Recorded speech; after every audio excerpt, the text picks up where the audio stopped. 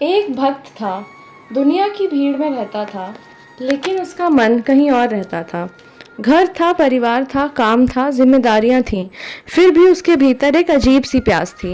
एक दिन वो एक संत के पास पहुंचा और बोला, महाराज जी, मेरा मन बहुत अशांत रहता है।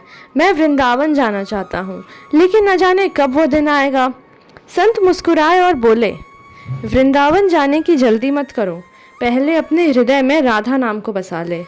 राधा राधा राधा नाम को प्रेम से जपता रहे। जिसके हृदय में राधा नाम बस जाता है, उसके लिए वृंदावन केवल एक जगह नहीं रहता, वो उसके जीवन की पुकार बन जाता है। भक्त ने पूछा, लेकिन महाराज जी, क्या केवल राधा नाम लेने से मुझे वृंदावन मिल जाएगा? संत बोले, तू नाम लेता रहे, बुलाने वाला कौन है ये मत सोच। जब श्री राधा की कृपा होगी तो वही नाम तुझे रास्ता दिखाएगा।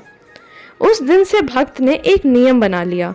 सुबह उठता तो राधा, काम करता तो राधा, रात को सोता तो राधा। धीरे धीरे उसके जीवन में कुछ बदलने लगा।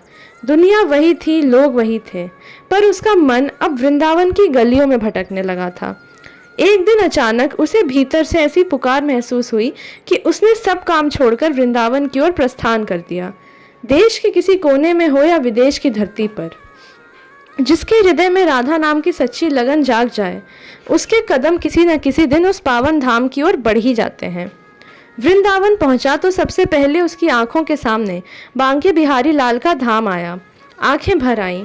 वो बोला, बिहारी जी, मैं तो सोचता था मैं आपको देखने आया हूँ, लेकिन आज समझ गया, शायद आपने ही मुझे बुलाया है।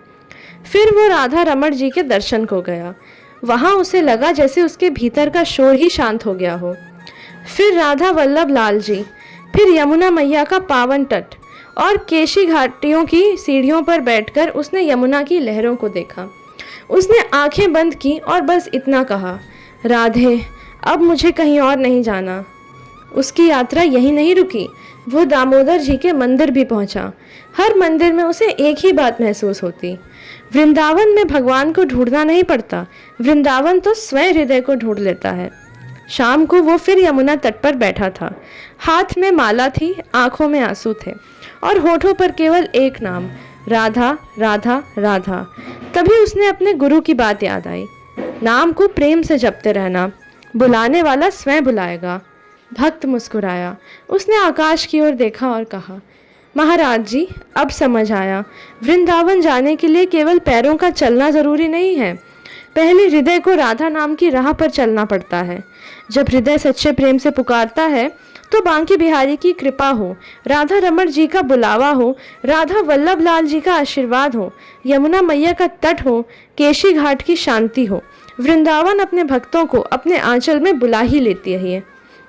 और उस दिन उस भक्त ने जाना, वृंदावन केवल नक्शे पर बना हुआ कोई स्थान नहीं है। वृंदावन तो राधा नाम में छिपा हुआ वो प्रेम है, जिसे जपते जपते एक दिन स्वयं राधा रानी अपने धाम की ओर खींच लेती हैं। इसलिए अगर मन भारी है, अगर जीवन की राह समझ नहीं आ रही, तो बस प्रेम से एक बार कहिए, राधा राधा राधा। कौन जाने अगली पुकार आपकी हो और अगला बुलावा वृंदावन धाम से।